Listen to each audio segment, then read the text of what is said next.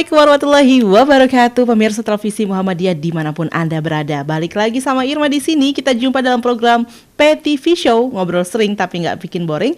Ya cuma di PTV Show tempatnya. Dan kali ini benar-benar nggak akan boring karena ini saya yakin jadi satu informasi baru untuk kita semua. Dan kali ini aku mau ngobrolin tentang talasemia. Nah, pemirsa udah tahu belum sih apa itu talasemia? Kalau pemirsa belum tahu, kita sama-sama belajar, kita sama-sama cari tahu, dan semoga ini bisa jadi satu hikmah baru untuk kita semua menjalani kehidupan dan berharap kehidupan di masa yang akan datang akan menjadi lebih baik lagi. Sebelum kita ngobrol-ngobrol, talasemia itu apa? Kalau belum, kita ngobrol langsungnya sama narasumber saya.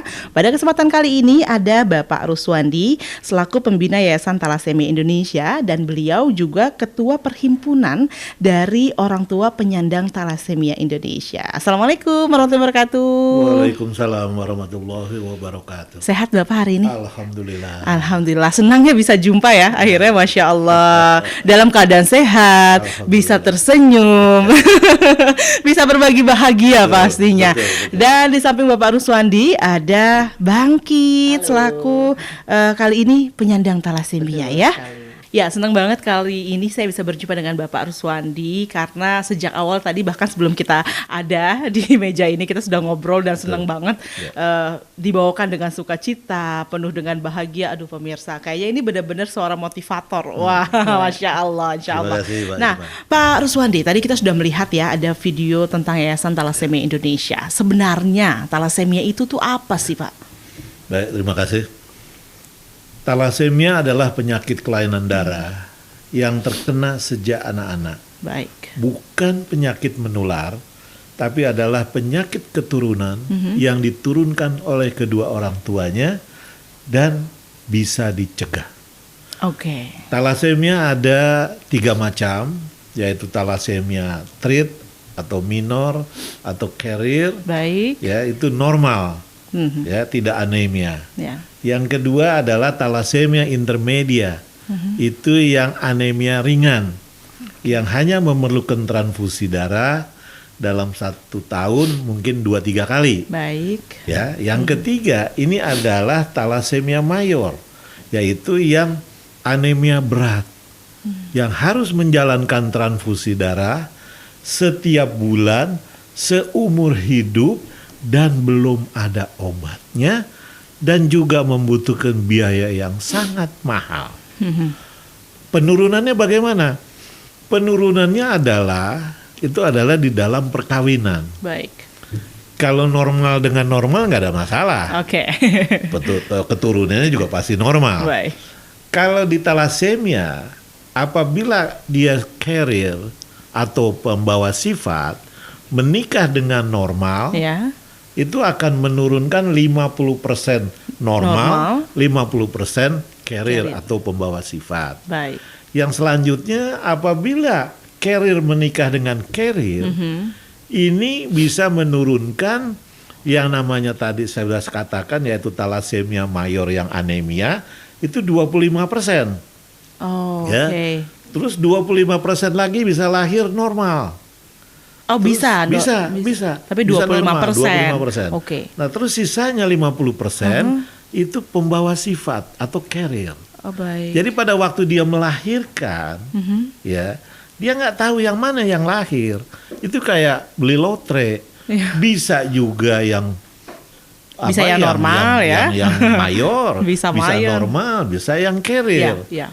Bisa di dalam keluarga pada waktu melahir ada 4 anak, itu bisa semuanya talasemia mayor. Oh. Bisa dibayangkan kalau semua anaknya itu lahir dengan talasemia mayor, bagaimana jadinya? Ya. Ini yang kita harus hindari. Ya.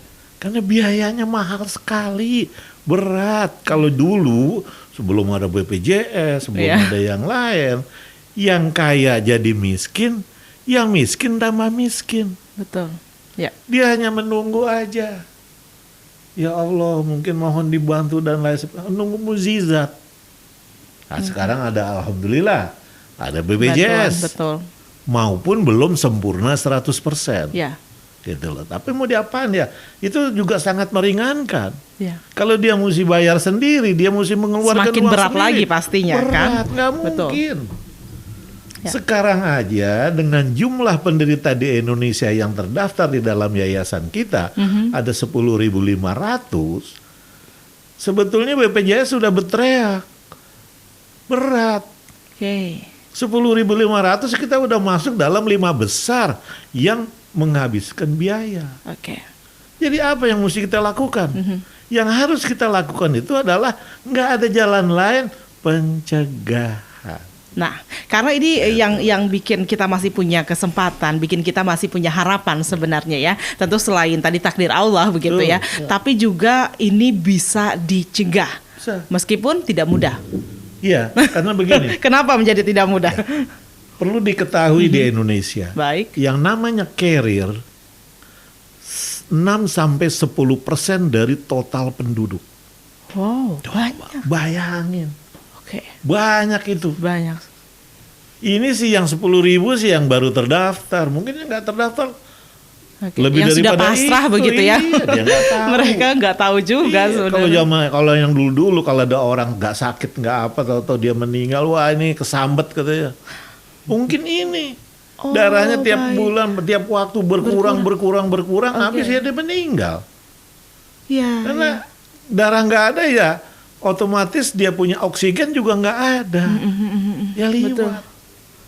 Nah, jadi bagaimana kita bisa mengetahui bahwa kita ini carrier atau tidak? Iya.